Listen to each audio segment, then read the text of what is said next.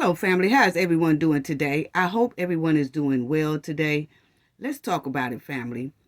Because Tiffany, who is a mayor, and Carmen, who is a trustee, Tiffany and her crew will not leave Carmen alone.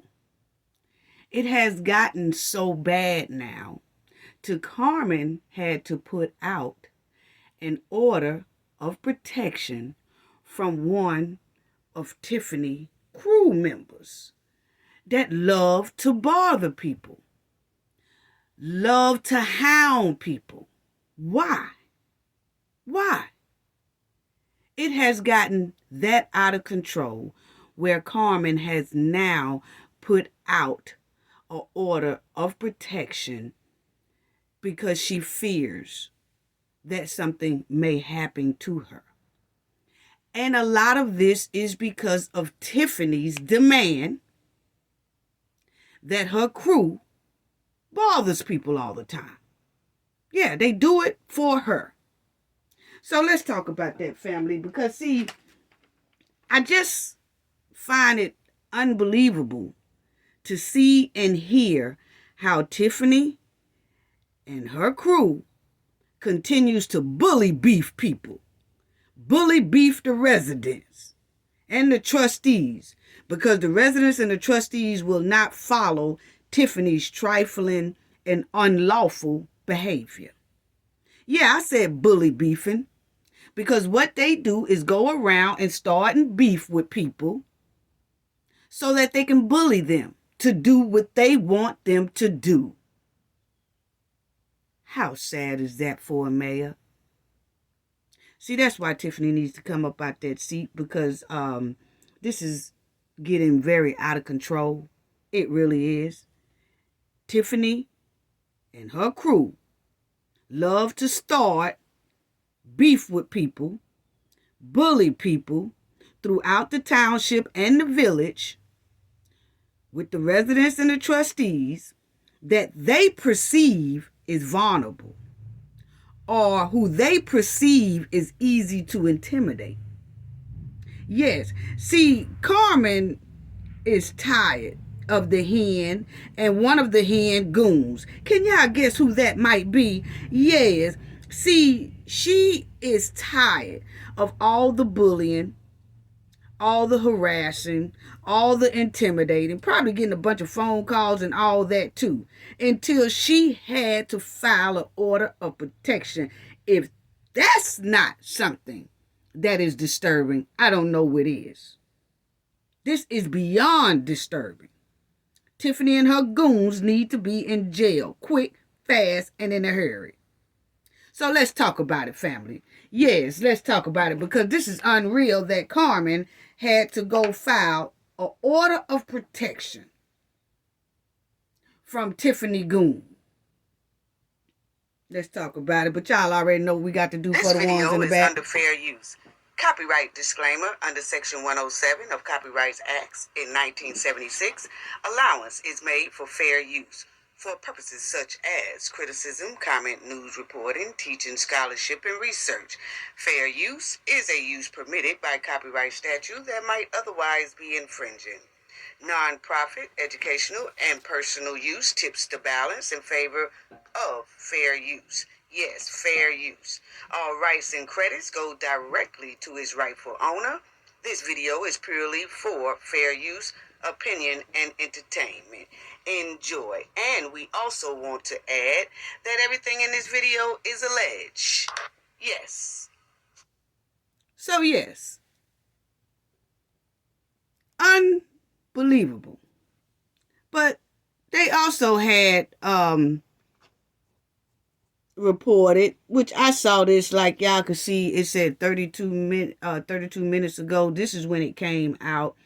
It hit our news feed and said that Tiffany was running for re-election again. We already knew that, family. We already said that. Embattled Dalton mayor Tiffany Henyard announced this week that she is running for re-election. We already knew that because she was using the township money to do all these events that was really campaign.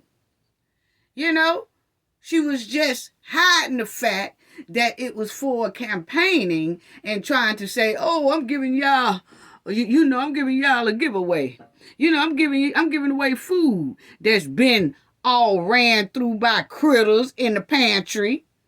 And I'm giving it to y'all. Yeah, I'm giving it to y'all. Y'all come on out and get this free turkey that's been freezer burnt. Y'all come on out and get this here cake that's no name brand. Y'all come on out here and get this hamburger meat that's been sitting and unthawing and refreezing and unthawing and refreezing. Yeah, come on out and get this here food that we trying to get rid of.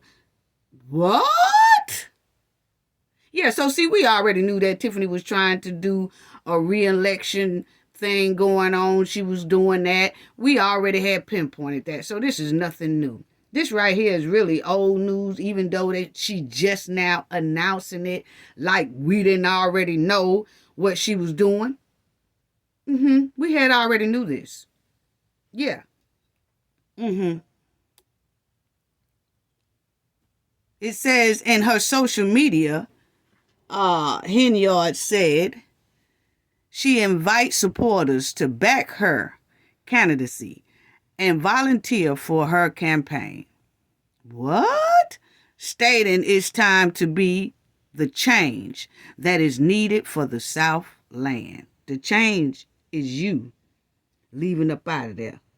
Quick, fast, and here. We need you to put on some skis and just go down there and ski and roller skate yourself down there to the jail cell. That's what we need you to do. It's no way Tiffany put that in her social media, which she did. They say she did, allegedly, but I just, I can't even believe she's that delusional to say it's time to be the change that is needed for the South land. And she done damn near bankrupt them. But she said they need a change and they need to be under the bankruptcy court. Yeah, she said that they need to be drained more. That's the change. Yeah, that's the change. For y'all to go deeper in debt. You know what the change is? The change is to drain y'all dry until this become a ghost town. The township will be a ghost town. Dalton, the village, would be a ghost town. That's the change. That's the only change that's next if you let Henyard run it. If this hen runs something again, they bound to be up under bankruptcy. No digging out of that. No digging out of that. Is that the change she talking about? That's the only change she could be talking about. But anyway, I don't even feel like talking about that right there because we already know that Tiffany cannot make no type of change, okay? She's terrible. She's terrible and dangerous all at the same time. It's so sad that she that delusional. But anyway, family, Carmen had an interview with the Lansing Journal. Shout out to the Lansing Journal. Carmen said that she had to file a protection order against who, family? Can y'all put in the chat who y'all think Carmen has an order of protection for? Give y'all a few minutes to see if y'all got that. Okay, some of y'all may be right, and y'all know I'm always in the chat, and I be talking to everyone, but Carmen has an order of protection on Keith Price. Yes, she does. Keith Price evidently is really harassing this lady, bullying this lady, intimidating this lady, and it's no telling what else he has been doing for her to be that frightened to where she has to go get an order of protection against this man. Wow. But Carmen, you also needs to make sure that you go to the FBI and let them know about this as well, because if your order of protection is through that local police, that South Harlan or either Dalton police, we couldn't trust that. We couldn't trust that, honey. Honey, you need to go higher than that. You need to go state police, get you a protection, or maybe you already have it. I'm just saying, if you don't, then you need to go to the state police and then record it down there to the FBI. Because see, Keith Price, I really haven't, he need to be added along with the subpoenas. Okay, he really do. He's out of control. He's been out of control from way back. We done already covered Keith Price. Keith Price has a terrible history as well for bullying, fighting, intimidating, and all that. Okay, and he's been sliding out of it for some reason. Okay, but it's time for Keith to be held accountable. Because this is not the only time he has bullied a woman. He bullied a woman over the internet, cyberbullying, on Facebook. And then he does this with Carmen. And it has to be real bad for Carmen to do this. Unbelievable. Unbelievable. But you need to make sure that you do that. Go to the state or the feds. Both of them, really. Because Keith Price need to be thrown in there too, on the feds' radar. Yeah, he need to be on their radar too. I would. I'm just giving you a little suggestion. And you make sure you keep your eyes on Raggedy Ann, because Raggedy Ann needs to be up in there too. Yes, because she loves to heckle Carmen. And you could tell that she wants to somehow catch Carmen as well by herself. You could tell the way she acts. She totally out of control as well. Old Raggedy Ann. Yeah, she is out of control. That Raggedy Ann right there is out of control. She needs to be next, Carmen. Yes. Because every chance she gets, she follows Carmen. Around, she comes to those meetings with Kamal. Kamal's sidekick. And she heckles Carmen. She messes with Carmen. Carmen can't get a word in without this here trifling Raggedy Ann. Backyard Barbie at her finest. Yes. But anyway, yeah, don't forget about her too, Carmen, because if you get a whole lot of heckles and all that, yeah, that's harassment. Because you never know what any of them are going to do, because they are dangerous. Yes, they are. Yeah, they do it where the world can see it. She heckles Carmen where the world can hear it and see it, and she's proud of it. So just think about, like, if Carmen going to the grocery store or something like that, she gonna start some mess. Because she looked like a backyard mess starter. Yes. Yes, at her finest. And went to that meeting with her toes out. Did y'all see them toes? Went to that meeting with her toes out like that. Just dinosaur feet. Went out there with them bad looking toes. You can't make this up. At least if you want to cause attention to yourself, worldwide attention, because you know everybody is watching, at least you would take care of your feet if you're going to have your feet hanging out in the opening like that. That's what I'm talking about backyard Barbie trash. I ain't even think about her damn feet at all. Just, oh, honey, I don't care. Shoot, I'm just trying to get up there to heckle Carmen. I don't care nothing about my feet, honey. I don't care that my feet hanging off my shoes and looking like dinosaur feet. I'm going anywhere, honey. I might be late. Let me get on out here. What? Your feet look bad, girl. And had the nerve to be propped up there like that. Just done sashayed your trifling feet up in that. Looking like that. You got to do better. Yes, you do. But anyway, family, Carmen, don't forget about her too. Don't you forget about her. All that heckling and heckling and heckling and heckling. Yeah, you might want to put harassment on her as well. Yes. But anyway, family, now, that Raggedy Ann, Carmen, if she keep up, put her on the alphabet boys list too. Yes. Yeah, don't spare nobody. Cause just because you trying to do right, don't let nobody stop you. But anyway, family, Carmen, what it is when Carmen made this statement to the news, the Hen and the Goon Squad got upset about it. Most likely that's what it's given, because they always intimidating and harassing Carmen. Because they feel like she by herself, you know. And, well, I say that later. But anyway, here it is. You see, she said, for the past 2 years, Henyard.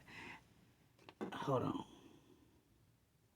Okay, you'll see, she said, for the past 2 years, Henyard has manipulated employees, vendors, and residents using her position to increase her influence, all while projecting a false image of success, funded by the hard-working taxpayers of Thornton Township and the village of Dalton.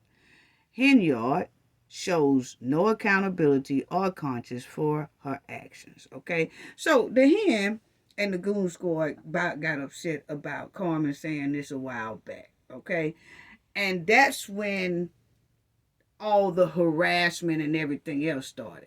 And have y'all noticed at the meeting, Carmen has this order of protection against Keith Price. But have you noticed at the meetings, Keith Price is the one that don't say too much to Carmen. Yeah, he'll butt in there and break in there now. And Carmen,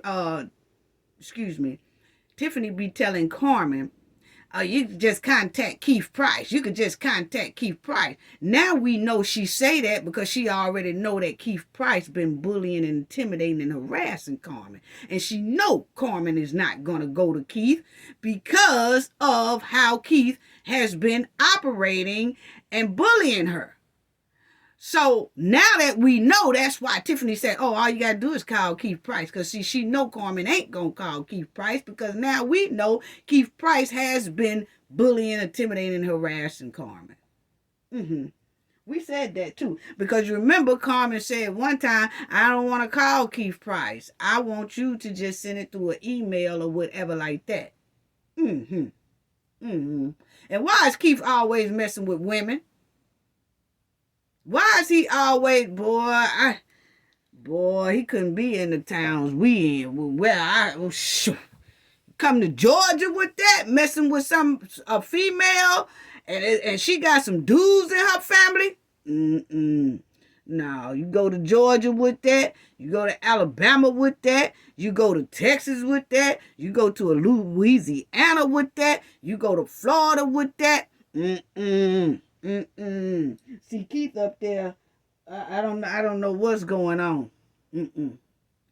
Anyway, family, I ain't promoting violence. I'm just telling y'all something to stop violence from happening. Don't go messing with a man should not be intimidating a female. Why? Why is Keith Price threatening and harassing women? And he comfortable with intimidating women too. He comfortable with bullying women. It tells a lot about Keith Price as a male, not a man. Because real men don't go around threatening and intimidating and bullying women for another woman. What? Huh? What? Are you serious right now? Just so he can feel good about himself, he want to threaten women. Unbelievable. Unbelievable. Now, this is what Carmen said, family. This is what she said. She said, let me see if we can get this up here like this. Okay, there you go. Now, she said that in an interview with the Lansing Journal, Trustee Carlisle explains that she has had concerns about her safety ever since she began speaking out against Supervisor Tiffany Henyard. She says she has filed an order of protection against, it's supposed to be against food pantry manager Keith Price, an outspoken ally of Henyard who has interrupted and argued with speakers at Township meeting. Yeah. Yeah, so she had to get an order of protection against Keith. Boy. I'm telling you, unbelievable. So, a protection order is really a restraining order, family. And y'all will see right there it says a restraining order or protective order is an order used by a court to protect a person in a situation often involving alleged DV, CA, assault, harassment, stalking, and SA. So, like I said, it had to be real bad for Carmen to have to even do this. An order of protection. How trifling for a man. Carmen ain't his girlfriend. Carmen ain't his homegirl. Carmen ain't none of that. Why do she have to do this? Because she's trying to do her job. And I know people always come in the chat and say, not in my chat. They always come in the comment section and say, well, Carmen ain't all that innocent either. We already know that. Please stop with that. Carmen has changed her way. She is trying to do right. Oh, well, she only doing that because of those subpoenas. Well, good. At least something. At least the FBI is getting some straightening. More than anybody else did. More than anybody else did. More than the South Harlem police did. More than the Dalton police did. More than the governor did. More than the AG did. So kudos to Carmen for deciding to do the right thing when the heat was hot. The heat is hot on Tiffany and a lot of her goons. They refuse to change their trifling ways.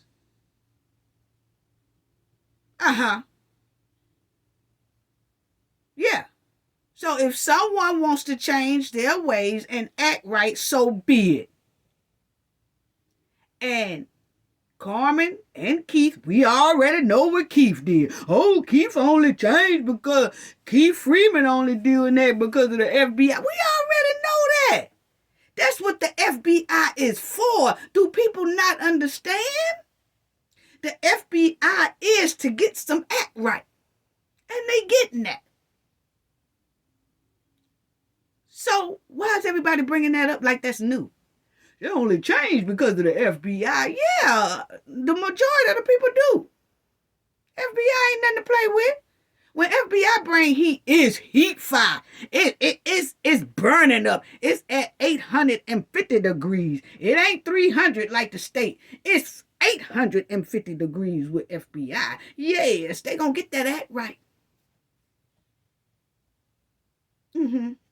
So don't come in here with that no more. I'm so tired of hearing that right there. I'm telling you, I'm throwing it in the trash. I'm going to throw it in the trash every time. We done been through that. We done know that. Y'all might want to go look at other videos and look at some more of my videos. We all have already said that. It looks like they're acting right because of the FBI. And we thank them because Dalton or the Township wouldn't be this far if it wasn't for them acting right. Now, y'all don't waste my time on that bull. But anyway, that's what the order of protection really is, family. It's basically a restraining order. And Keith ought to be ashamed of himself. Boy, you can't get no trifling. Now, check this out, family. It says, The September 24th meeting of the Thornton Township Board reached new levels of chaos, and Carlisle and Gonzalez expressed concerns for the residents' safety as well as their own. I did reach out, this is Carmen, I did reach out to the administration with my concerns, Carlisle said. I was told pretty much that no one was in danger except for the hen, okay? But I think that's untrue. When you have a room full of chaos, everyone's in danger. You don't know if anyone has weapons. Okay? Now, she's right. Okay? But they gonna tell her that, oh, y'all ain't in danger. It's the mud wilding hen who in danger. Most likely that was Keith and them talking. That's all who was talking. Keith and them was talking. Keith Price. But anyway, Carlisle asked the administration to reach out to the firm that provides security guards at the township meeting and asked them to put together a safety plan. She is unsure if the security firm was ever contacted. No, because Keith Price tried to stand up there and tell us some old bogus lie at that last meeting that Carmen and Gonzalez did not show up to. He tried to stand up there and tell us that, yeah, we did contact security and we did put this in place and we did put that in place. Like we said, you cannot trust snakes to build a perimeter for hamsters. No, you can't. Okay, now, then it says, Trustee Carlisle explained to the Journal that 3 of the items listed under old business were one that she and Trustee Gonzalez had outvoted Henyard on at the September meeting, where they were the only trustees present. They learned later that 3 votes are required to pass anything on a 5-member board, so their approval of those items was invalid. So you see, what we were saying, that her and Trustee Gonzalez realized that when they was trying to vote something down or trying to pass something, because Jones is not there, then that gives her to vote, Gonzalez to vote, and they might vote the same. Then you have Tiffany and the old biddy. They might vote the same. Well, that's a tie. Okay? And then if the old biddy don't show up, then, hey, it's really invalid. The votes are invalid. So see, even if Carmen and Gonzalez vote for something now, and Tiffany and the old biddy, I know her name, I just say old biddy, okay? If they vote another way, that's a tie. Then, if Tiffany said, well, we're going to let the clerk decide. Well, the clerk is an undercover fan. So she most likely going to vote Tiffany's way, which will now make it to where Tiffany can kind of undo. She could put everything back on the board that Gonzalez, Jones, and Carlisle had, ruled against, and it passed. She could bring it back up and put it on the agenda and say, hey, we want to vote on this again. And then Gonzalez and Carlisle will be outvoted.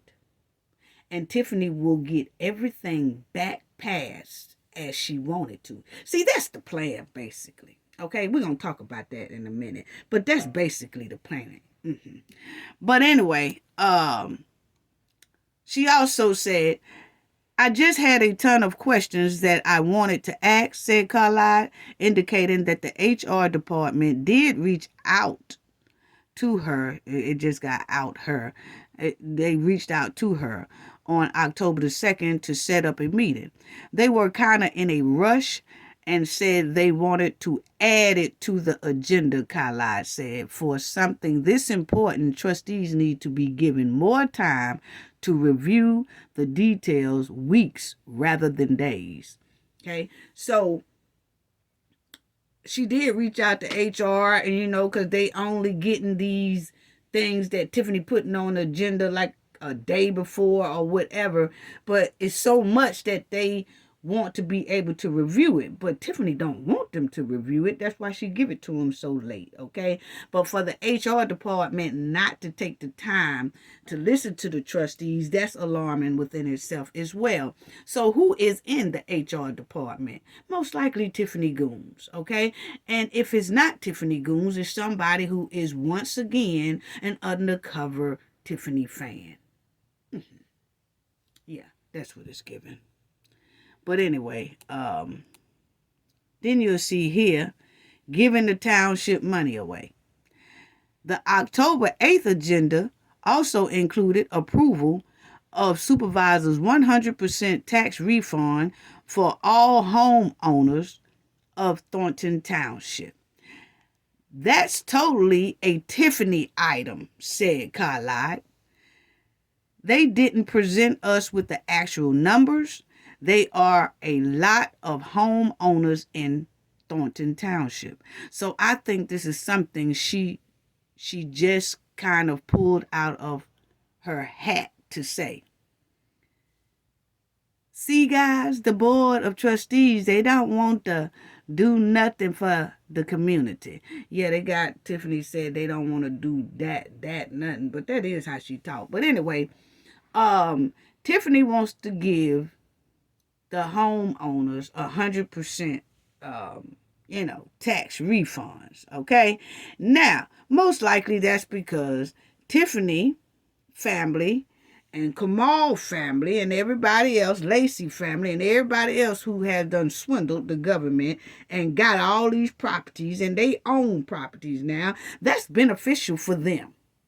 Yes, it put other people up under that thing that she's trying to pass as well, but the reason for it is to benefit Tiffany, her goons, and the families. That's basically what it's given. Because that's all Tiffany do stuff for.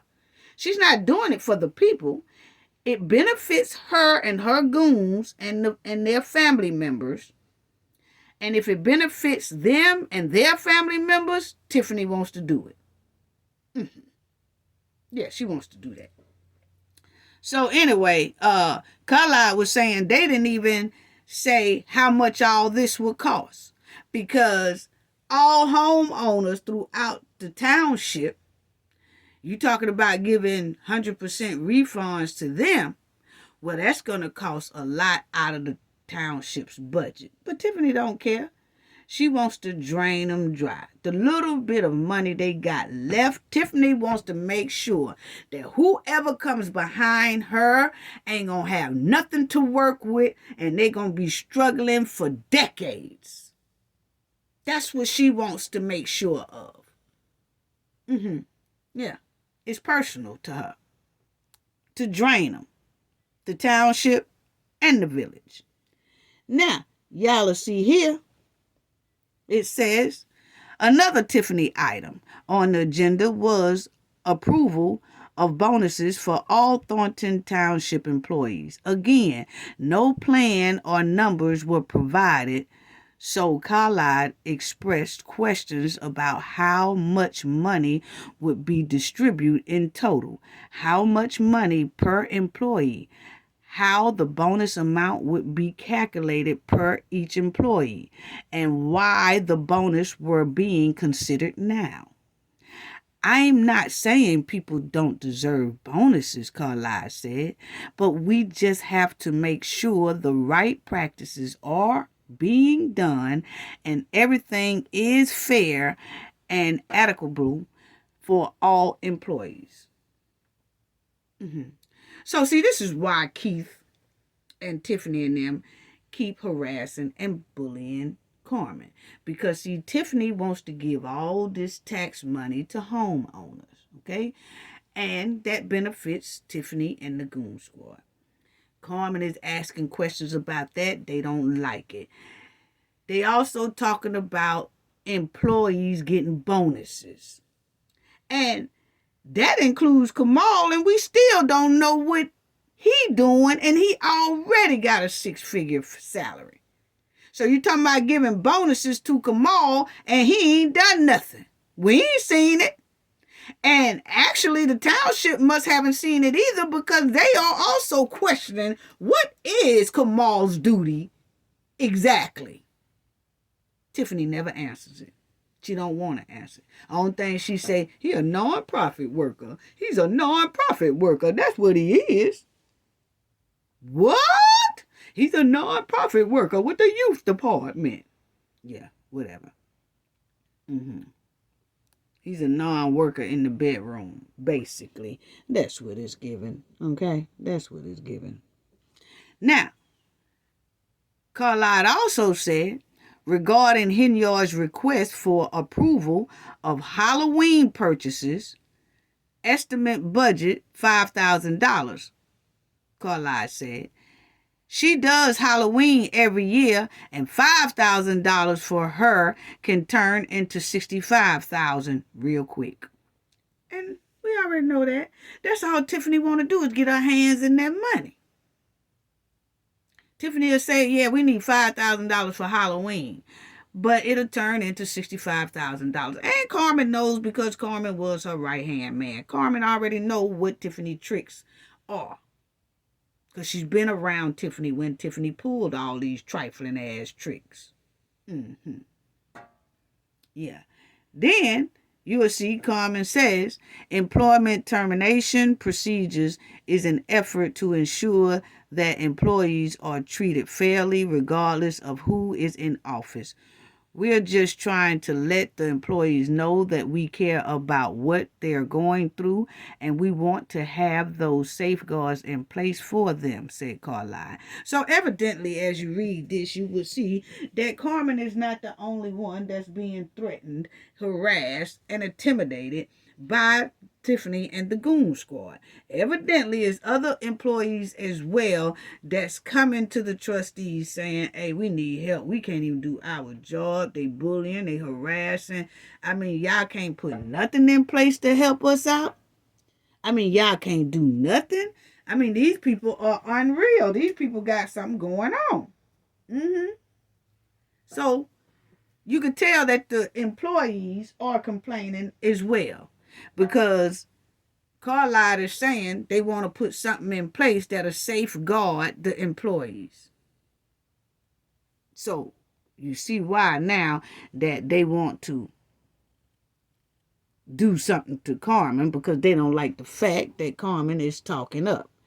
Okay, so then you'll see Carmen also says certain grant money and township funds related to the at-risk youth program focus on the allocations and usage of these funds. Okay, so the funds that they supposed to got out of a grant. Well, Carmen is saying that they got a grant. That's what it's looking like. That they got a grant, and don't nobody know what happened to the grant. The grant was for the youth program, the at-risk youth program, okay? And who is over that youth program? We're going to come back to that. Kamal Woods. It says right there that Woods is listed as a director of the Tiffany Henyard Cares Foundation and works as the Thornton Township Youth Program Director. And get paid a 6-figure salary. So, on here, you see that Carmen is saying the certain grant money and township funds related to this at-risk youth program, they don't even know where it's at. They don't even know where it's at. So what happened to it? Is that some of the money Kamal used to fix up that $150,000 house and turned it into almost a $500,000 house. And there's other properties that they have done like that. There's other properties that they say that Tiffany and Kamal allegedly just has slap away from Dalton, free, and made it theirs. And they fix it up and they sell it. So, allegedly. So, is that where the money go? Because Carmen clearly said that the township got grants for the at-risk youth program. And nobody has ever told them where that money went. Where did it go? Where did it go? Because you can automatically see that it definitely probably didn't go to the youth because they asking about it. If they'd have seen some progress with the youth or something different with the youth program or something like that, now evidently everything is still the same. But anyway, she says they haven't given us any documentations on the grant. Yeah, see right there. She haven't gave us any.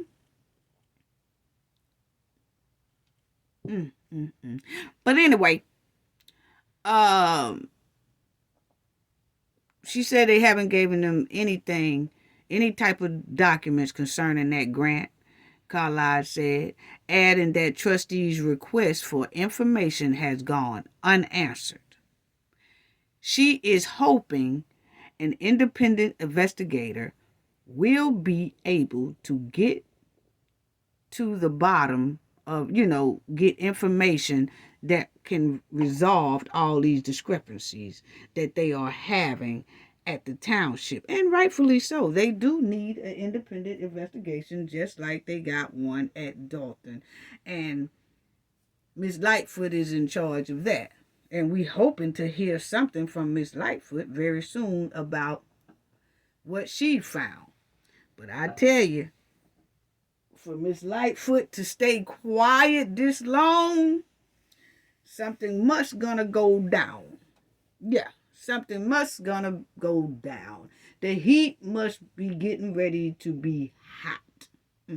Probably why she's not saying nothing right now is because maybe, I'm just giving a scenario, maybe she was told not to say anything else because they already finna break this up. Yeah. Or either she just still collecting and she'll be having a report real soon. But I could tell you, she real quiet for some reason. And when used to be district attorneys and all that stuff gets real quiet on your ass, it ain't good. It's not good at all. See, she done already came out with the first report. The first report let everybody know, and the FBI already knew, but they was just letting us know some of the stuff that they found, and that was alarming. Now, the rest of it, I believe some doors gonna get kicked in for it. That's most likely why it's so damn quiet. But anyway, so that's what Carmen said about that right there. And I think it was something else. Where them grants at, Kamal and Tiffany? Where are them grants at that y'all got for the youth? And Stan, because Stan always claiming the youth. Yeah, the youth can't pass a test. So, we just have to do what we have to do. Yeah, so the youth. Everybody's talking about the youth. Where is the youth grant money at? Anyway, the Township Special Service Department includes its funding, expenditures, contracts, independent contractors, staff, employees, and management of its finance. Now, Supervisor Henyard added that one, said Carlisle. I don't know where that one came from. as long as I've been at the township, I haven't ever heard any discrepancies with the special service department. So I have no clue why that's on there. See, because Tiffany be lying. Tiffany be lying. Tiffany be trying to switch the subject. You talk about what do Kamal do? What is his job? She switched the subject.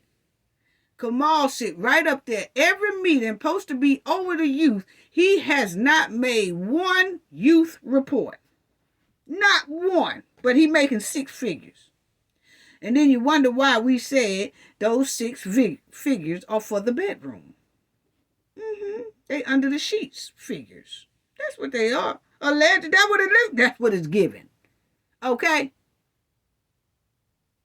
Because anybody that makes 6 figures and they have a department, that person is supposed to tell about that department at least every 2 weeks or once a month. What kind of progress they making, what they doing, what trips they went on, all that. All that. He ain't said nothing. Do they have a basketball team, football team, dance team? What is it? At risk program. Who is doing good? Who is not doing good? What's really going on? I haven't even heard any parents that came to that meeting and said that their kids are even in this youth program. Is there a youth program? Or is it just a program that Tiffany and Kamal made up, but ain't no youth in it? That's why they can't do no reporting on it. That's what it's given. Because out of the township meetings and the Dalton meetings, I have not, well, we're going to say the township because that's where Kamal's supposed to be employed at. Well, when all this bingo and all she got about all these old heads that's in there trying to win a gift, I have not heard one of those old people come up and say why they getting a gift or before they get a gift about how their youth or their grandchild who is in the youth program is doing so well. They'll probably try it now because I've said something. Because you know Tiffany watches me very faithfully. May I add.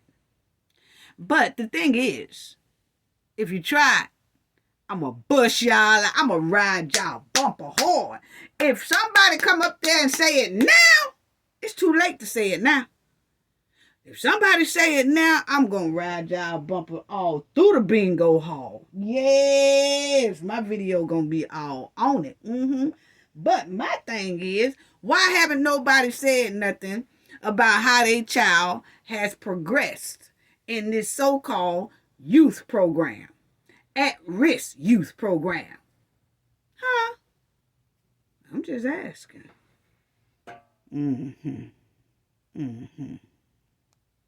Love to switch the subject. Always switching the subject when it comes to what do Kamal do. Always switching the subject. They ask about where the grant money at. Don't switch the subject. What do Kamal do? Switch the subject.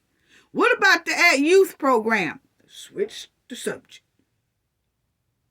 That's what it's given. That's what it's given. Where the TV's coming from? Switch the subject. Where these prizes coming from for bingo? Switch the subject. Where y'all getting these houses from? Switch the subject. Why your mama driveway paved and the whole area of her living quarters is paved, but then around the corner and up the street ain't? Switch the subject. Why you get that skating rink unapproved? And that skating rink was supposed to have been a budget of $250,000, wind up being damn near $1 million. So I can understand what Carmen talking about that Halloween. Tiffany say $5,000. $5,000 may turn into $65,000. Carmen knows because Carmen was right there with that mud wilding hen. She did the same thing with the skating rink. She said that the skating rink was a budget of $250,000, but it turned out to be high, almost at $1 million, with no approval. So she took that land. But anyway, they just keep messing with Carmen, and Carmen has this order of protection out on Keith Price. And that's sad.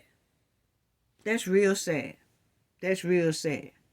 You know, and here, as y'all will see, you got Jones, who has resigned, and you only have Carmen and Gonzalez left. And Tiffany, Keith Price, that Raggedy Ann, and the rest of the goon squads are trying to make Carmen and Gonzalez resign as well. They really are. That's what they are trying to do. See, for them, they feel like, okay, one down, two more to go. That's basically what it's giving. They are hoping that they can get Chris and Carmen out the way. They will then be able to get their hands on the township money without any interruptions. Because think about it, if they can get Carmen and Carlisle, if they can get Carmen and Chris to quit or resign like Jerry Jones did, now Tiffany can replace those seats with people she know that's going to vote with her. So she will bring all that stuff back that Chris Gonzalez, Jerry Jones, and Carmen has ruled against, and put their foot on them credit cards and all that stuff. Tiffany will bring all that back because she will have all new people in these seats. And then she will be able to have her way, and then most likely get that supervisor position back, because now they are back in control, her and her goon squad. That's what it's given. That's what it's given. That's what the plan is. They are trying. That's why they harassing Carmen like that. They are hoping that Carmen quit. They're hoping that Chris quit, so that Tiffany can replace those seats, because she's already trying to replace Jones' seat with somebody that's going to vote with her. And they are trying to get rid of these two so they can have empty seats. And Tiffany can replace their seats with people that she like, and they will then have back full control over the township, which is the one that they make most of the bulk of their money from. That's the game plan for Tiffany and her goons. They targeting Carmen and Chris hard, and hoping they will get scared enough to quit or resign, like Jones did. And I feel that Jerry Jones, that was wrong timing, bruh.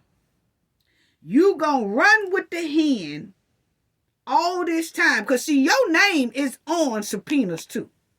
So you gonna run with the hen all this time, and then when the heat get hot, you bag out and leave Carmen and Chris to take all the heat, when your ass is the one helped create a lot of this heat, running along with your mud walling hen and the gang. But now that they done started harassing you, they was doing the same thing to Jones as Carmen is going through. But Carmen went and got an order of protection. Jerry Jones like, nah, I guess because he's a man, he's like, I'm not going to get no order of protection. That's like I'm soft, so I'm just going to quit. He took the easy way out. He helped create this mess because his name is on subpoenas. So that means it's a lot of things that they are requesting about Jerry Jones. So that means Jerry Jones he's being questioned by the FBI about doing certain things with this mud while in here and the gang. So then now the heat done got hot because the gang done turned on you. Because you're trying to vote right for the residents. But you can't take the heat. So you just leave. What? So I ain't really feeling that move that he made right here when it's crucial for the trustees to hold on to the township to make sure it don't go deeper in debt than what it already is. He pulled out at a crucial time, and I ain't feeling Mr. Pig Feet Jones. No, I am not. Anyway, you know, I know that it's hard for Carmen and Chris, but they're going to have to hang in there. They're going to have to hang in there. You know, hopefully they do hang in there. I ain't going to say they have to hang in there, but hopefully they hang in there because they can pull out. They can pull out. As y'all see, she does have an order of protection. It's no telling what Carmen is going through every day, all day. At night, ain't no telling what she's going through. And she's trying to hang in there. You know? And hopefully Carmen and Chris do hang in there until this mud while in hand is replaced and out of their supervisor seat. Hopefully. You know? But, you know, looking at the order of protection and all that, you just don't know what's going on behind the scenes. But I can tell you now, if those two, Carmen and Chris, drop out, the township can say goodbye to the township. Basically. Yeah, they can. Yeah, they can. They can say goodbye to that township. Because all these here goons on the screen is going to take over. They are going to take over. For sure.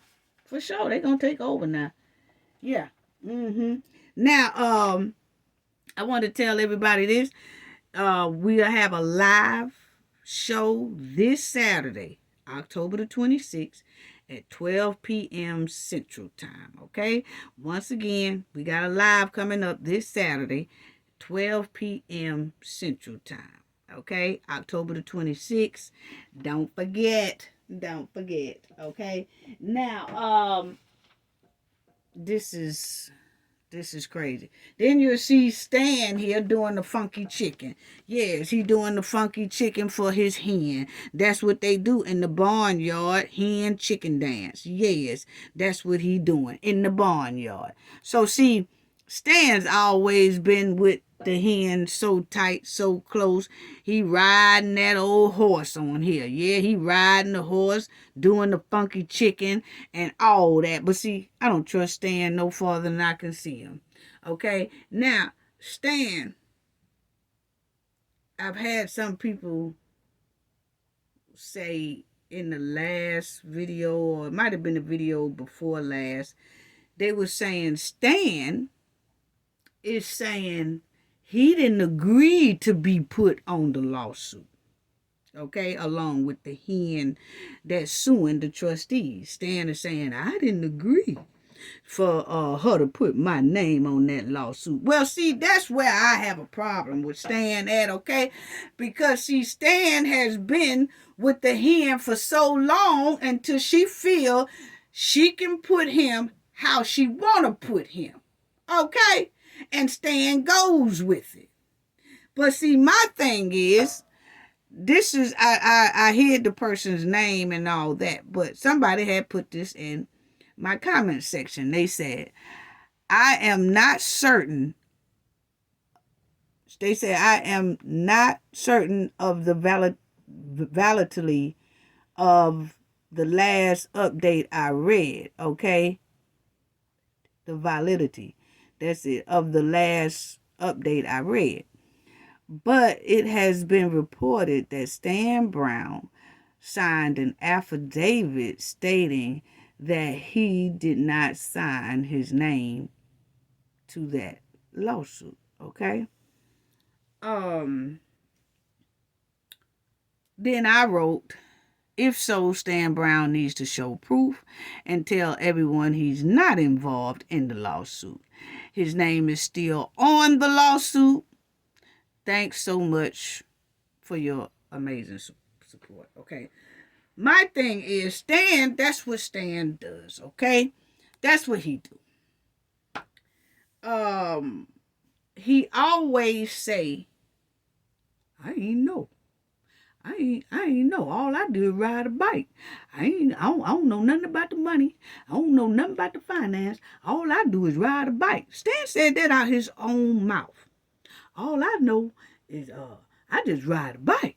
I don't know what go on with the money and stuff like that. Or y'all gonna have to ask the people who deal with the money. Okay? But the thing is, Stan was on that bogus cancer trip, and he went to those hotels with the hen. He done went all out of town with the hen. He done did all that, and he know that they didn't bring back no business, and he is a trustee, one who should know that they need to be conducting business, and he knew the hen was not conducting business. Neither was he. Okay? He always tried to back out of shit when it comes time to get bust out. He always, every time Stan is bust out. See, on that bogus cancer walk that they had, and they spent all them grands and grands and grands of money, they caught Stan riding a bike alongside his mud wilding hen. Well, when Stan is busted, he always say, oh, I just ride the bike. I don't know nothing about that. No, I don't know nothing about that at all. Now, y'all gonna have to ask the people who handle the money. But he's steady enjoying the money that's being spent. And he knows it's taxpayers' dollars because he is a trustee. Okay? So I give Stan no break. That's how come I had been said Stan is a fence straddler, and he's no longer a straddler. He's all the way over the fence with the hen. He's always been for about 10 years. And it's no stopping that. He been with her ever since her burger joint. Okay? Now, so when Stan get asked about the lawsuit, Stan did not think the lawsuit was going to come up on the news. Just like when the news caught him riding that bike. He had a quick scapegoat answer. Oh, I just riding a bike. I'm just riding a bike. I don't know nothing about that finance stuff now. Yeah. So when the news catches this here lawsuit that the hen, Stan, and Andrew has put down on the trustees, now Stan, once again, because he's been bust out. Allegedly, they say, he signed an affidavit saying that he didn't agree to have his name on that lawsuit. But one thing you don't see is Stan recounter his own lawsuit against the hen saying forgery. You don't see that. He is not countersuing the hen about forgery. Because if he signs an affidavit saying, I didn't sign that, then he needs to sue the hen for forgery. That hasn't happened. And Stan has not came and put on this here funky suit. He has not came to the news media and say, knock on their door. Hey, I seen that y'all had a lawsuit up here. Y'all get y'all cameras ready and roll on this right here. Because that lawsuit y'all put up there, I ain't agree to that. So y'all get to and turn on all these cameras here. And let me tell everybody, I don't know nothing about that lawsuit. He didn't. He didn't. He didn't. Because Stan most likely do know about that lawsuit. Yes. He agreed somewhere for that to be on there. And see, Stan has done all of Tiffany undercover work when it comes to the trustees. He was the spy for Tiffany.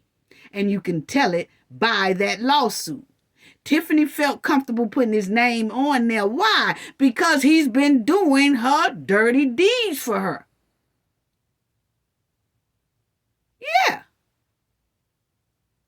So, that's all I'm saying about that right there. But, so, I cares nothing about Stan. He needs to go up under the jail with his hand. Point blank, period. That's how I feel about it. Now, then you had Andrew Holmes. He's sitting up, he doing the Charlie Brown and stuff with an old lady and carrying on. All of them dancing around the barnyard with this mud walling hen. Now, I do want to say this right here. First of all, I want to say, Stan always talking about he don't know about this. He don't know about that. Well, I want to ask Stan, do you know if that suit you got on came from Amazon? Because it sure was a lot of doggone Amazon. Is that suit from Amazon? Because your hen love to buy from Amazon. Some of her clothes come from Amazon. Is that suit an Amazon suit? That's what I want to know. Where you get that suit from, Stan? Is that an Amazon suit? Yeah. But anyway, right here, I want to say this. I got a lot of tea up in here today, family. I'm going to try to hurry up and get through with it, but I got something else I want to talk to y'all about too. But as y'all see, this is when Tiffany called herself, did her mayor speech when she first got picked for mayor. And that speech turned out to be trifling and full of criminal behavior. But as you see, Tiffany and Lavelle Redmond was dressed alike. And I say that for a reason. Because when we ran across this picture here lately, I said, you know what, I'm going to talk to the Knowledge family about that. Because as you see, Tiffany and Lavelle was also dressed alike. Because you remember, Lavelle was messing with her at this time. Because you remember, we did a whole thing on Lavelle too. He was helping her with her campaign. Then she made it. And then, they went from there. Okay. But you will see they are dressed alike. And he watched out for her as well. So at this time, she was booed up with Lavelle. Okay. And Lavelle confirmed that himself in the interview. So yeah, she was booed up with Lavelle at this time. But what I want y'all to notice is how they are dressed alike and how Lavelle is dressed for the occasion. That's what I want to talk about right there. One thing I can say about Lavelle Redmond, even when he did his interview, he had on a suit. Yes, When he did his interview with Investigate, Investigate. Yeah, Jedediah. Okay, y'all know I'm old and I get mixed up here. But Jedediah. The thing is, he had on a suit. Lavelle gonna stay spiffy. Okay, now. That's one thing I can say. He would dress up when Tiffany dressed up, and he would dress casual when Tiffany dressed casual. Okay? But not Kamal ragged ass. Kamal old ass need to take dressing lessons from Lavelle. Yes, he does. Yes, he does. Kamal dressed like a drifter at all times. He wear a jogging suit to a lavish outing. What? He don't know how to dress. But my thing is, you see right there, Tiffany and Lavelle, they were coincide. Yeah, see, they had talked about this. Well, what color you gonna wear? Oh, I'm gonna wear this color. Okay, then I'm gonna wear the solid suit. And Lavelle Redmond, he was on point. Okay, now my thing is, you cannot, when it comes to this thing right here, see, you cannot put a dog in a three-piece suit without getting some kickback. You just can't. Try it and see. Okay? Now, Lavelle and Raggedy Ann look like they should be together. Okay? Because they both dress like backyard Barbies and Kens. Now, my thing is that Kamal is the one who run the clothing store. But he looks and dress like he's a drifter who sits on the basketball court all day with no purpose. Okay? So, yeah, these two right here look like they need to be together. He don't look like he's a mayor's boyfriend. See, when Tiffany come to some of those meetings at Dalton and all that, she have on her old Starburst outfits and Starburst jackets and M&M jackets and be trying to stand out because she wants to be seen. She wants to be on a reality show, really. But she'll have on her suits. Kamal will come in there looking just like this. He don't know when to dress up and when to dress casual.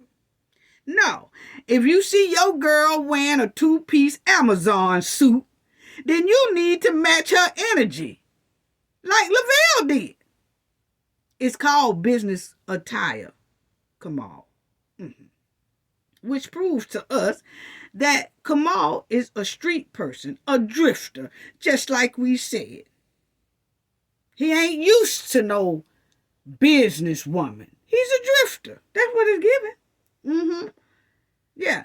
He don't know how to change out of street clothes into business clothes at appropriate times.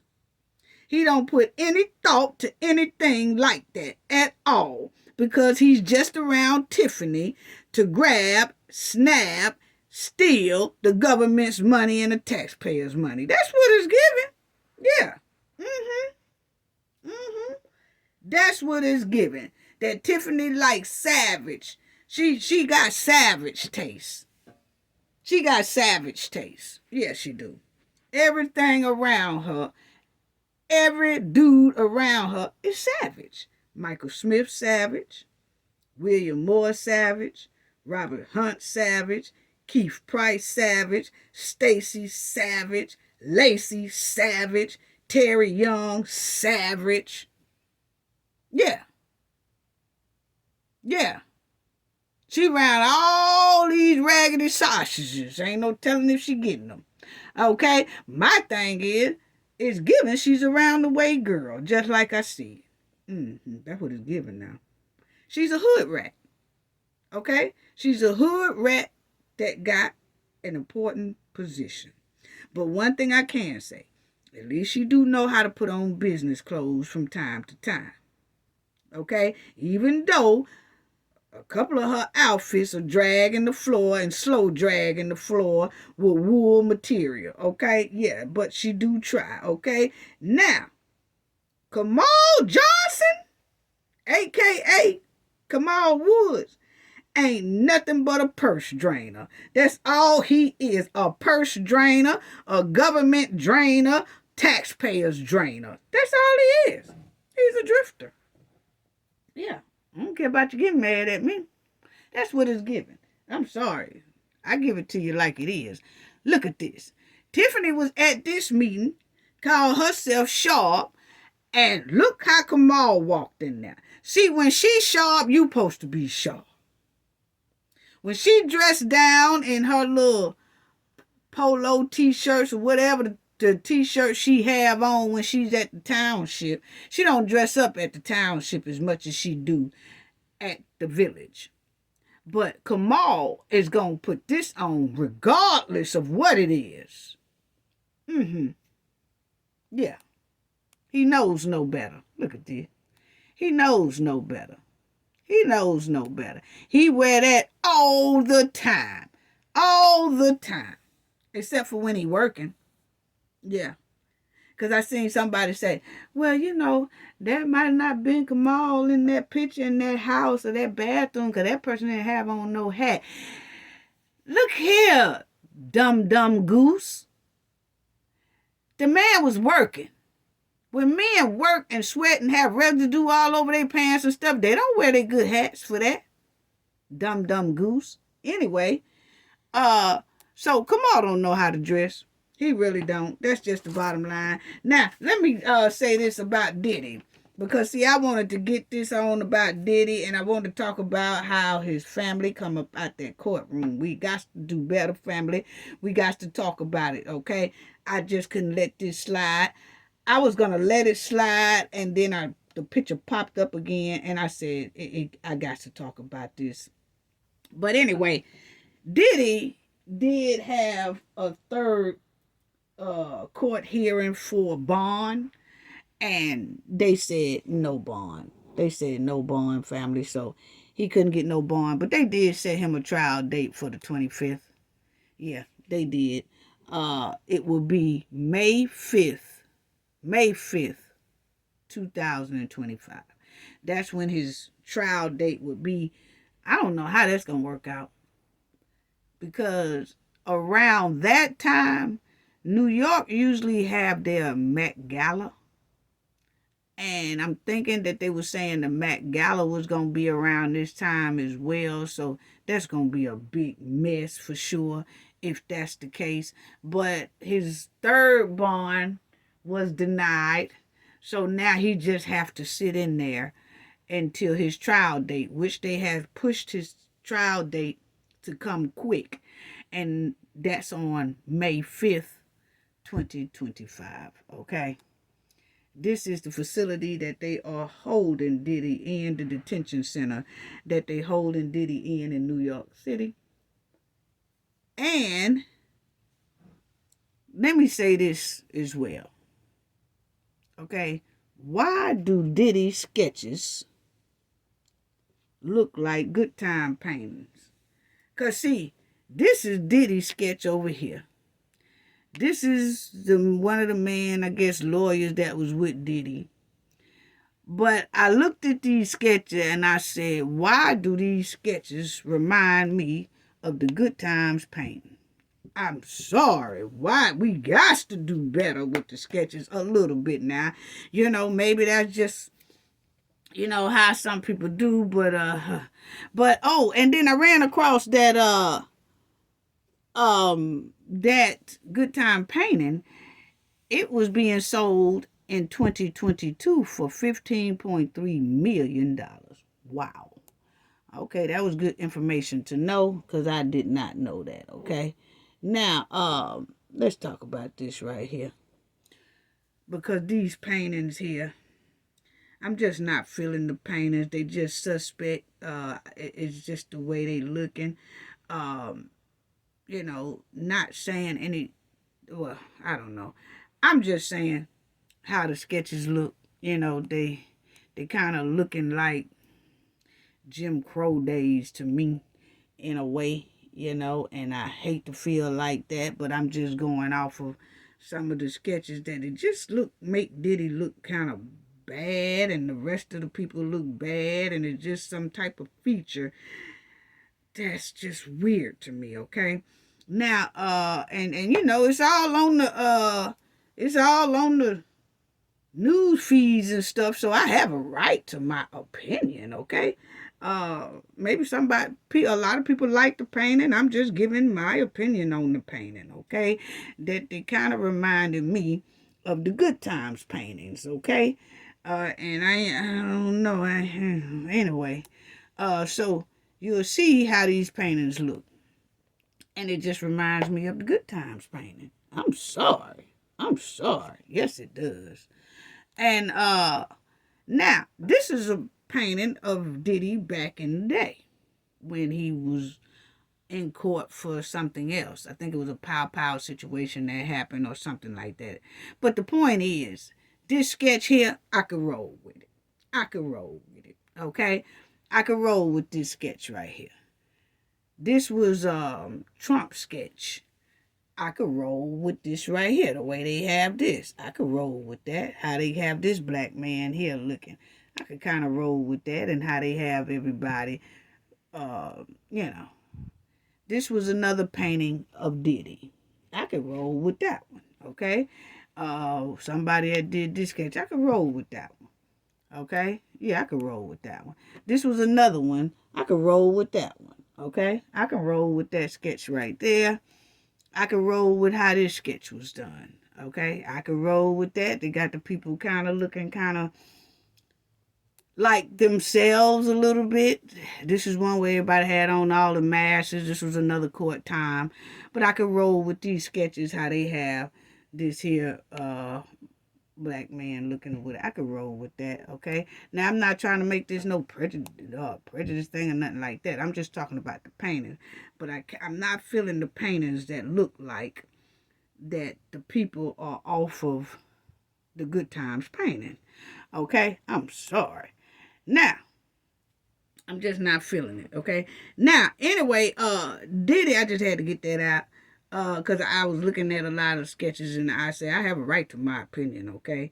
But anyway, I just hope the sketches get a little better, okay? Oh, Lord, I'm tired of looking at sketches that look like they from the Good Times painting. I'm sorry. But, okay, now, Diddy family, that's his mom. His mom is like almost 80 years old. But my thing is Diddy family had appeared at all Diddy bond hearings. But this last bond hearing, I was kind of disappointed to see Janice, Diddy's mom, outfit of choice for the courtroom. Okay? I'm sorry. I just didn't like the choice, you know. And this was them coming out of the courtroom, okay? Now, this was Diddy's mom. And y'all will see she have on fishnet stockings, okay? With the short boots, the above the thighs dress on with the belt. With that right there. Okay. My thing is, okay, I could dig how his son came in there. Yeah, I could do that with the son, how the son came in there. He had on a shirt and pants. The two twin girls, you know, they was dressed like that. That's all well, fine, and good, okay? But I need to talk to the ladies right now. The knowledge men, y'all have to sit back for a minute. Please sit back for a minute. It's time for the ladies to talk, okay? But my thing is, to the grandmothers, to the mothers, to the aunties, to the daughters, to the female cousins of the world, okay? Please don't go to court dressed like what your male loved one is being accused of, okay? Please don't. Please don't go to court representing your male loved one looking like the charges he's being tried for. Please don't give off a bad image and message. For an example, if your male loved one, whether it's your husband, your son, your boyfriend, whatever, your uncle or whatever, if he is going to court for, say, S traffic, don't you go in that courtroom dressed like you a S worker. Please don't.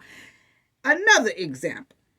If he's in the court for, say, bank robbery, don't you go into the courtroom dressed like you got a ski mask on, a bandana, and a skirt. You ain't helping. I'm sorry. It's just the perception of the whole thing, okay? Another example. If he in court for being a drug dealer, Don't you go in the courtroom dressed like a female drug dealer. Please don't. You know, we got to do better. It don't look good when you are representing your loved one looking like you in those streets or looking like what he's accused of. We got to do better. I mean, you have to do better so it'll look great. You have to dress better so it'll look great when your loved one is in court and you step in court. At least it looks like y'all standing on business. Okay? At least. Okay? Now,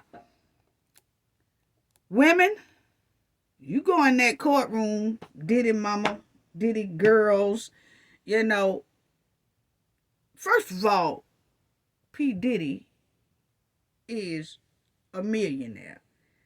Was a billionaire. I don't know where that stands at now, but we can at least say he's a multi-millionaire.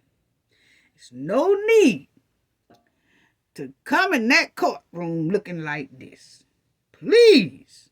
Okay? You ain't helping. I'm sorry. And I ain't damn sure ain't no Diddy fan. I'm just giving our females some type of knowledge here, okay? Because this don't only go for him. I'm doing this to help the ladies of do's and don'ts, and this is a definitely don't. Go in no courtrooms like this representing your loved one. Don't even go in there with no jeans and this on, even as teens. Because if you look at other pictures of Diddy and his teenage girls, they are dressed sharp. Okay? People know he got money. You know?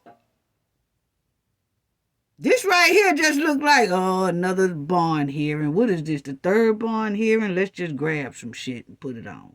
Is that what it look like? I'm sorry. Okay?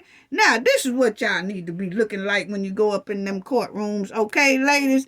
This is what you need to be looking like. The outfit. Yeah, this is what y'all need to be looking like. Yeah.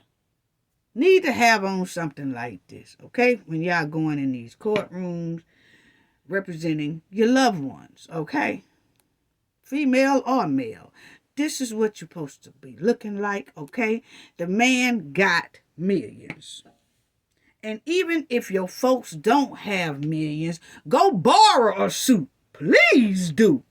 Go borrow a business attire to wear to a courtroom for your loved one. Don't go running up in there like this. We got to do better. That's all I got to say about that one. We got to do better. That man damn multi-millionaire, y'all done went up in there looking like that. That's a no-no. Now, anyway, Diddy and Costco's family. Diddy lawyer done sat up there and tried to play in Costco's face, and Costco said, we not having it. We don't want to hear it, none of that. Okay, now, Diddy lawyer tried to pull a slick one by saying Diddy lived down the street from Costco's, and he could have bought those large quantities of baby oil from Costco's, okay? Because they sell stuff in bulks. And Costco's was like, hold up, wait a minute, this is what we ain't gonna do.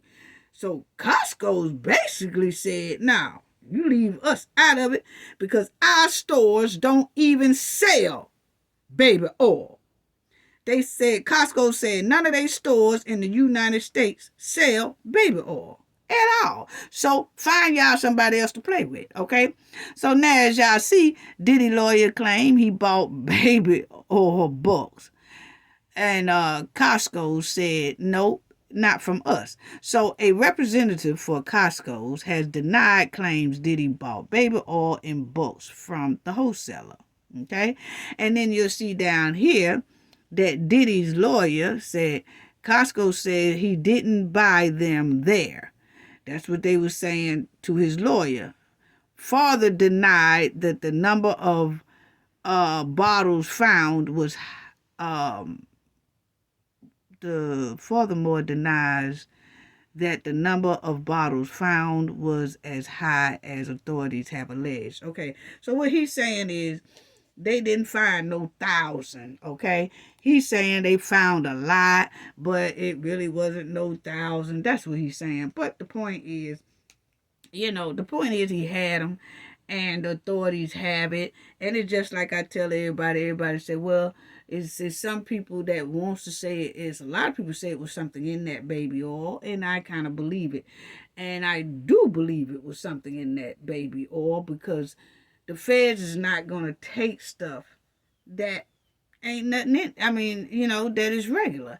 That's just like if the feds go in your house and they bust in there and you have 500 gallons of water. They come in there to search things. But if you got 500 gallons of water and they test it and it's really water, they not taking that shit with them. They not going to waste their time with that. Everything that they don't need, they leave it there. Everything that they need, they take it. Point blank, period. It's common sense. Regardless of what was in it, the point is the feds felt that it was something that they needed to take them. That they needed to take it. And it wasn't just plain, in my opinion. It wasn't just no plain baby oil. And I tell you why I furthermore says this. Anyway, because it's going to show it in a minute. But anyway, Diddy's lawyer claimed he bought baby oil in bulks. Costco says it's not possible. Okay? He said, nah, he didn't get it from us. Now, you will see that the representative for Costco's has denied claims Diddy bought baby oil in bulk from the wholesaler. Okay? Now, you will see in his indictment documents, Diddy was said to have hosted FOs described as elaborate SPs inside his home and kept 1,000 baby oils, bottles of baby oils, and all that stuff in his Miami home, Florida home, Los Angeles home, California properties. Okay? Now, you will see the bottles of baby oil and things was labeled F-off supplies. You see what I'm saying, family? So if that's just regular baby oil in your house, why would you have to label it F-off supplies? Because if you label that way, that lets everybody know in the household, don't use this. This is for this. Okay? If you want some baby oil, go somewhere else and get it. This right here, this is for F-offs. Okay? So don't touch this. That's when you label it, so everybody will know what not to touch. Okay? Because other than that, you could just have them stacked up in the garage. But you don't have to put no label on it. You put a label on stuff so people will be aware of what it is. And the surroundings of that, the people that's around that house automatically, probably, most likely knew what that meant. That it's not your norm. Okay, allegedly, that's what it's given when they say that the labels was on there, okay? Anyway, they were seized, okay, as y'all see. Then it says, speaking to TMZ after his client official indictment, Diddy lawyer Mark said he wasn't really sure what the baby oil has to do with anything before adding, I don't know what you need 1,000. One bottle of baby oil goes a long way. I don't know what you even need 1,000 for. So why would his lawyer even say that? He throwing his client up under the bus to me. I mean, allegedly. I mean, that's what the statement is given to me, okay? You don't even have to say all that. You just say, I don't know. Yeah, they got, if you say he had 1,000, okay, and maybe he don't like to go back and forth to the store shopping, so he just got enough to give away for Christmas and everywhere else. No, he ain't had to say all that other extra stuff, but anyway, he did, okay? Now, you will see here, it says, he has a big house. He buys in bulks. Okay. He said, I think they have Costco's in every place where he has a home. Have you sat in the parking lot of a Costco's and see what people walk out of with there? So he's like, have y'all ever sat in the parking lot and seen what people walk out of there with? Like, they come out with bulks and bulks of stuff, okay? So while he was trying to sneak that in, Costco's was like, hold up, wait a minute, G. We don't even sell that in our United States locations, okay?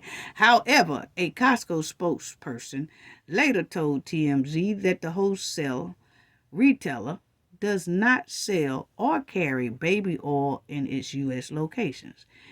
If you search baby oil on Costco's website, only diapers, wipes, cleaning gel, powdered milk, car seats, food, and furniture pops up.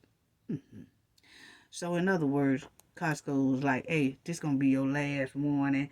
Don't never be talking about he could have got that stuff from here because he didn't. You see what I'm saying? And I'm thinking that Costco's kind of most likely feel the way a lot of us do. That if they felt it was just regular baby oil, they wouldn't have even never tried to correct that. But because they probably think it was something in that baby oil, they wanted to hurry up and correct it. That didn't come from here. That didn't come from here. Don't even try it. Okay? So, wow. So, Costco's was like, don't even try that. Your boy didn't get no baby oil from our company, so stop the cap. That's basically what Costco's was saying. Now, as you will see, that Diddy is facing more charges came out. It was like 6 other people came on out on Diddy, okay? And they are saying that he did something, and one of them, a couple of them are underage when it happened, they say. But as you see, it says P. Diddy shares social media posts from prison as he faces new allegations, okay? Now, they was putting it like Diddy had put a post up kind of defending himself or something like that. He didn't. The post that Diddy put up, he was saying happy birthday to his daughter that he has with his ex, Dana Tran. Okay, and she's 30 years old, but they do have a daughter that just turned 2 years old named Love. Okay, so from behind bars on Tuesday while awaiting trial, he did send a message and telling his daughter happy birthday as he shared a photo of himself with his daughter at her cake smash celebration. Alongside the photo, he penned happy birthday to you. Happy birthday to you. Happy birthday, baby love. Happy birthday to you. Okay, that's what he did. They was trying to make it like he had put out a special tweet or something like that, and everybody was running to it. He was only saying happy birthday to his daughter that just turned 2. Okay, and he was saying that I love you, baby Combs. Now it says happy birthday at Love Sean Combs. Daddy love you. Okay, so that's her name. Now, so that's what it was on that. So it wasn't anything big. Now, y'all know we do the YSL update. I just want to tell y'all that I haven't really been saying too much about the YSL thing because it's basically like they starting over and we already know half of the stuff that they talking about. I feel it should have been a mistrial. about 5 months ago, okay, when they had that little squirrel meeting and all that, everybody found out. I felt that should have been a mistrial right there. And it's some things that has happened since this new judge has taken over that I feel that this case should have been a mistrial, because the DA seemed like they scratching and scrambling as they go for information. It just given not prepared at all, okay? Now, but I did see here this past week that Antonio, he's a member of Young Thug. They say allegedly he was a member of the YSL. You'll see he's on the stand right here. Okay, now he took the stand on September the 4th. He took the stand and he kind of walked back his plea deal. Why did he do it the way he did it? Don't know. But anyway, the prosecutors was pushing to revoke his plea deal and his bond. Okay? Because the DA said that Antonio, his nickname Moontoon Sledge, walked back and violated his plea deal. They said he's a former YSL member, allegedly, okay? And he got up on the stand, and when they was asking him things about, didn't you tell us that YSL did this? Didn't you tell us Young Thug did this? Didn't you tell us Young Thug did that? Didn't you tell us that 2 other YSL members deleted Donovan Thomas? That's who this trial is about, the deletion of Donovan Thomas. The DA was asking him, didn't you tell us that 2 of them was involved with the deletion and all that? He was up there saying, nah, I ain't say that. Y'all kind of made me say this, and y'all kind of made me. And they was like, well, isn't it true that you told us this? He was like, nah, I can't remember. No. He kept saying no. He was not even feeding them a little information that can help him stay out. Like, I probably did tell y'all that then, but right now I kind of can't recall it. Or he didn't feed chips along with it. He just was saying, no. That's a violation. And they clearly had his signature down there, his initials down there, his time he did the plea bargain, what he was saying, who he was telling on, all that. They had all that down there with his initials. And then when they got to the courtroom, he was saying, nah. They said, well, isn't it true you told us this? Nope. Isn't it true you told us this that's on number 10? Nope. Isn't it true that you told? Nope. So what the DA did is, about 2 weeks ago, they put in an order to the judge to revoke his probation and to make him do time. Now, he was on probation for 30 years. And they asked for the judge to revoke his probation because he didn't act right on that stand. He wouldn't tell what he told them at first on that stand. So he's in a lot of heat, okay? So now, what happened was in 2022, Antonio Sledge, okay, he told the people this right here. Now check this out.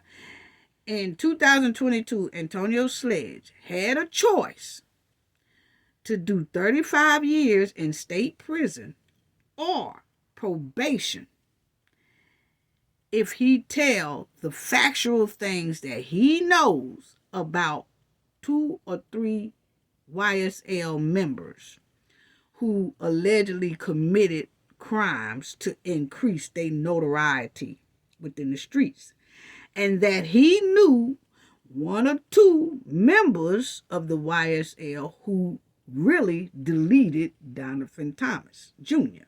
Okay?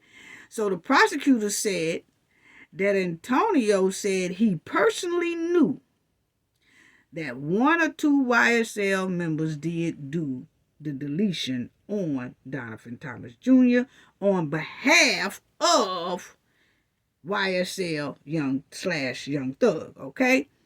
He said that Young Thug gave him and other YSL associates cash money to stay low. This is what they said he told them. Now, check this out. Y'all can see it. Well, I'm trying not to make it too big, but as y'all can see a little bit. Okay. It says, Georgia to discuss the deletion. Defendant personally knows that one or more YSL associates committed the deletion of Donovan Thomas Jr. on behalf of YSL. Okay? This is all his plea bargain. Moontoon. Okay? His name is Antonio Sledge. This is all his plea bargain that he told them so that he could get on probation for those 35 years. Instead of serving 35 years, they let him come out on probation, long as he agreed to tell what he said here on the stand. But he reneged on that, okay? So now it got number 9. On January 10th, 2015, after the deletion of Donovan Thomas Jr., defendant and other YSL associates gathered at the home of Jeffrey Williams, a.k.a. Young Thug, who gave defendants and other YSL associate cash money to lay low. Number 10, defendant has personally acknowledged that on January 10th, 2015, after the deletion of Donovan Thomas Jr., YSL associates traveled to Miami, Florida, with co-defendant and YSL founder Jeffrey Williams, a.k.a. Young Thug. Okay? And then it says defendant did not delete Donovan Thomas Jr. and was not a party to the crime. So what they're saying is, he said, hey, I know about all this, but I wasn't a part of the crime at all. You see what I'm saying? I just know that all this right here happened. Well, when he had to get up on that stand, he played like he didn't know nothing, family. And so then they revoked.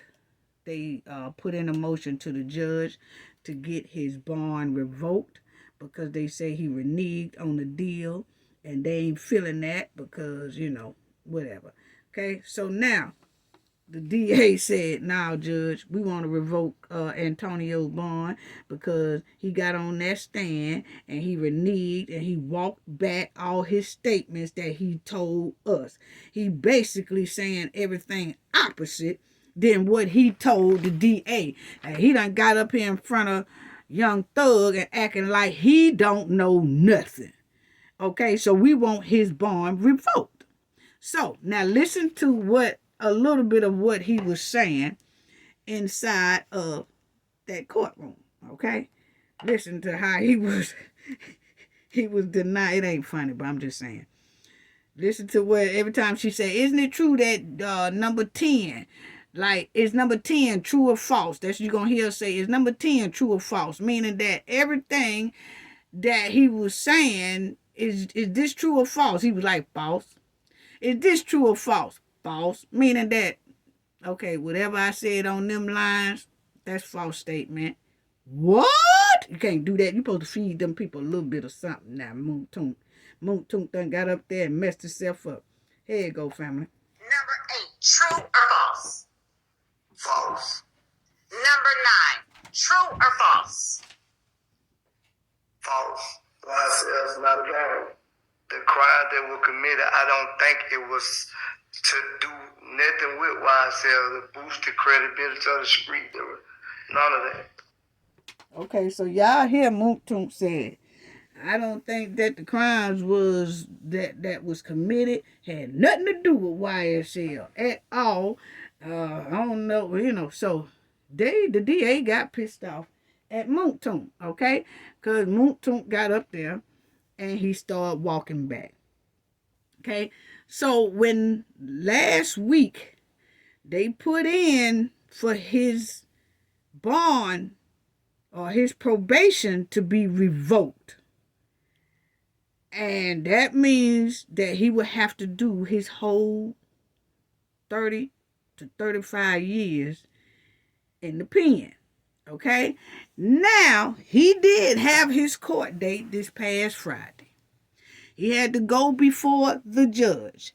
He went before the same judge that's handling the YSL case, okay? Because that's the courtroom he was in when he was denying that what he said was true. Okay, so he had a special hearing, as you'll see, probation, and that's for his revoke his probation hearing. So he had that Friday. Woo, woo. Listen to what the judge says. Now, his lawyer tried. He got a lawyer that I'm telling you, people, I'll talk about that in a minute, but I don't know if this was a court-appointed lawyer or a paid lawyer, but he wasn't worth a nickel to me.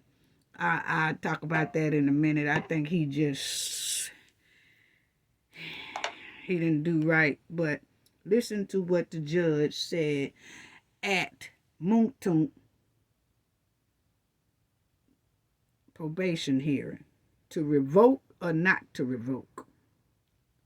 Here you go. The fact that there is just not a proper regard for the judicial system and the seriousness with which an oath in court needs to be taken. I actually view this much more akin to perjury, frankly, than a technical violation. And the sentence for perjury is up to 10 years.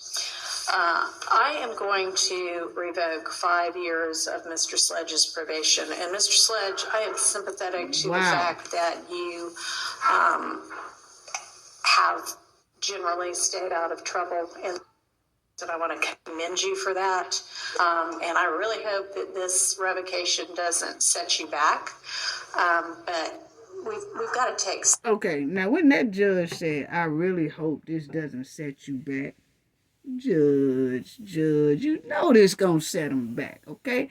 Because they say that he was doing okay while he was on his probation. He hadn't gotten any trouble since he'd been on probation. I think he'd been on probation ever since December of last year. So he almost made it to a year. Yeah, almost made it to a year. He had 2 months left, boy. He could have been a year. But what he did was he messed up when he got on that stand. He just completely denied everything he told them. And, you know, if you're going to take a plea deal or something, you got to feed them people something. You see what I'm saying? You just can't get in there and say, yeah, I take the plea deal, and then think you're going to play in their face when you get in the courtroom and deny everything. You got to feed them something, like, you know, well, yeah, I probably did say that then. I don't remember, but now that I think about it now, I don't feel that way, or I just feel like I probably did say that. I just don't know what, something. You got to feed them something. He didn't. He just kind of denied everything. And I knew when he was on the stand, I said, man, when they said that he's on probation and this was his plea deal, I said, he done messed up his plea deal, because he is not even feeding these people a little bit of information. He was actually like, everything he told them was opposite of what he was saying on the stand. So he basically kicked the plea deal out the window. And I think he probably thought it was going to work, and then say, oh, well, I have his lawyer say, oh, he's been good and he's been this, and thought he was going to slide with it, but the judge gave him 5. So he got to do 5 years now in the penitentiary or the state jail or whatever, state jail. And then he can come out after he do those 5, and then he'll be on probation most likely for another 20 years. Because he already had 35 years probation. Okay, so that was damn near the rest of his life on probation. So when he come out, he'll probably have 20 more years left on probation, because he got to do 5 in. Now, this was Moontoon's rap sheet. The reason why he was on probation. He was on probation because this was all his criminal history, rap sheet. Reason why he was detained and then took the plea deal so he could get probation. Okay, so this is what all he did in the past. Theft by receiving stolen property, obstruction of law enforcement officer. Then number 2, possession of sugar booger, y'all know what I'm talking about, with the intent to distribute. Number 3, gang participation, attempted SA battery, and aggravated battery, aggravated assault. Then number 5, criminal damage first degree, criminal damage second degree, and possession of a pow by a convicted felon. Okay? Then, so that's what he had on him. And the reason why he was on probation for those 35 years. So, Antonio was out in these streets for real, it sounds like. He should have had a lawyer on deck. I don't know if that was a court-appointed lawyer or what, or a paid lawyer, but what I'm saying is the lawyer said when it got time for him to try to talk to the judge to keep from Muntunk probation being revoked, he was like, okay, can I sit down, Your Honor? Can I stay sitting down? He wanted to stay sitting down. He didn't even want to stand up and present his client case. I would have looked up and been like, the hell you mean sit down, nigga? No, get up. Get up. I need you to get up and present yourself and present me. You lazy already. I'm doomed. You don't even want to get up and stand up on them old raggedy corns you got on your feet. You better stand up, you know? But that's what I'm saying. And, you know, when these so-called gangsters or whatever they want to call themselves is out here in these streets, they need to have them a hardcore lawyer on deck. You could prepay them, you know, because, hey, we pay our lawyer every month. Even if it ain't nothing going on, they getting some money because you never know when you're going to need them, okay? So the thing is, when you in that type of field in the streets like that and you doing all it, you need to have you a lawyer on deck. Young Thug had Mr. Steele. We read it. I showed y'all for damn near 10 years or more. He already had a good lawyer on deck in case anything happened or somebody do something to him or self-defense or whatever. He already had Mr. Steele on deck 10 years ago. He had already prepared for all that if something happened or something go down. These here out here on these streets, they ain't thinking about none of that. Then when they get in trouble, they stuck with court appointed. Some of them are good now, don't get me wrong. Some of them are good. But then you got some like this one here that Muntunk had talking about he didn't want to stand up. He talking about a judge, can I remain seated? She said, yeah. It still showed he was lazy. Yes. I'm telling you. I would have told the judge, don't even worry about it. I talk for myself. He don't even want to stand up. I'll stand up, judge, and talk to you. Hey, look here. Please don't give me those, please don't provoke my stuff. I started spitting it to the judge because he ain't doing nothing. And if he getting paid, I'm going to tell my bank account quickly, that's rejected. Do not pay this person right here. Ain't worth the penny. I'm sorry. I'm just going by what I seen. The man didn't want to stand up, okay? And that right there was clearly out of bounds. Anyway, they locked Muntunk up. She gave him them 5. She gave him them 5, family. Hear the rest of it. system have generally stayed out of trouble, and I want to commend you for that. And I really hope that this revocation doesn't set you back. They done locked me But up. we've got to take seriously the court system. So that's the sentence of the court. I find there to have been that violation. I'm revoking 5 years. And Will be continued on probation, Your Honor? And reinstate the balance. She said they reinstate the balance after he do those 5 years. But see, my thing is this right here. Anyway, the DA is piecing this thing together. This thing should have been a mistrial, in my opinion, 5 months ago, okay? When they had that little squirrel meeting and all that mess right there, okay? But yeah, Mook Took was looking real bad. Look at his lawyer sitting there. He wouldn't get paid worth a nickel. I don't know if he court appointed or what, but honey, that's how he was sitting there trying to plead the case with a bottle of water on the side. Man, if you don't get yourself up and talk for me, I'm glad that mine ain't like this. Mine, I got some pit bulls. I'm glad, because this right here, every time Mr. Steele is even talking, when Mr. Steele is talking for Young Thug, I don't care if he asks for a recess. He stands up. He stands up. Young Thug lawyer Mr. Steele don't play. Even if Mr. Steele said, hey, Your Honor, can we have a recess?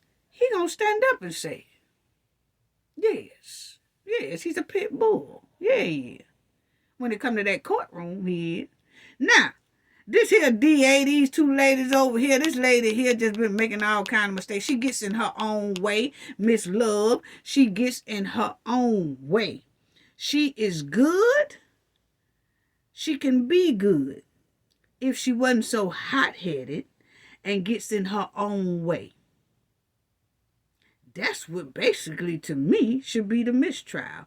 Her and Miss Hilton done made, this one right here done made all kind of boo-boos and mistakes up in that courtroom. That, to me, it just should have been a mistrial. The DA is not prepared, and that's my opinion. They putting the case together as they go. My opinion. Most of their witnesses make statements that help YSL. And the DA has made a lot of mistakes. I don't know if they really mistakes or they intentionally doing these mistakes on purpose. But either way it go, it looks so unfair for these men on trial. And it's sometimes that I have noticed that when the defense say, I object, before the judge will still let the DA get some words in before the judge even say overruled or sustained. And I'm like, what's going on here? It just, I don't know. And it's so many times since this new judge has taken over, it's been so many times that the defense team has still asked for a mistrial because of some things that has happened inside of the courtroom that is totally unfair. Really is. It really is. I don't know why they keep pushing this and pushing this and pushing this and pushing this. And it got stank written all over it. That's my opinion now. That's my opinion, you know. And the defense has asked for a mistrial about 50 times already, you know. They putting in all these motions for a mistrial and all that. They still don't never be granted. Even though a lot of people throughout this world see there's a lot of stank within here. It really is. I understand about they have done some things allegedly and all of that. But if the case is not handled professionally on both ends, it need to be a mistrial. It really do. I'm sorry. We will stay up to date. This is the longest trial in Georgia history. You know, and they basically done started this trial over, the reason why I haven't really updated. But when things do happen in here that I feel like good update, I bring it to everyone. But in the meantime, we'll stay on top of the updates for YSL. We'll stay on top of the updates for Diddy. And we definitely gonna stay on the updates for the Mud Wildin' Hen and her goons, of course. And I want to give a special shout out to the ones who donated in our last video. Thank you for y'all donations. Russ B, thank you so much for your generosity. It is greatly appreciated. Cooking with Frank, thank you so much. Y'all go check out Cooking with Frank. Go check out his channel. Great content. Subscribe, please, to his channel. Thank you so much, Cooking with Frank, for your donations. Your generosity is greatly appreciated. Greatly appreciated. So thank you once again to Russ B, Cooking with Frank. Thank y'all so much for your generosity. I want to tell everybody in the chat, thank you. Y'all be on fire. Be on fire. Thank y'all so much. Thank you to the moderators for all of their love, hospitality, and all that to the chat. And to everyone that decides to come in the chat, thank y'all so much. Thank you to the replay gang. Thank you. Thank you to the subscribers, old subscribers, new subscribers. I see we have a lot of new subscribers. Thank y'all so much for just taking the time to watch our content and taking the time to hit subscribe. Thank y'all. It's appreciated out of all of our subscribers. It wouldn't be possible without you guys. It would not. So just thank you so much. Don't forget, this Saturday is our live, October the 26th at 12 p.m. Central Time. And we will have a ball, and we're going to talk about a lot of things. And I'm also going to bring up our Mardi Gras contest that we always have. So thank y'all so much. Appreciate it. Sending love to everybody. Sending love and hugs to each and every one of y'all. Thank you so much. Gain knowledge to prevent blockage. And we all know what that means. The more you know, the harder it is for anybody to block y'all from your goals and success. Bye-bye.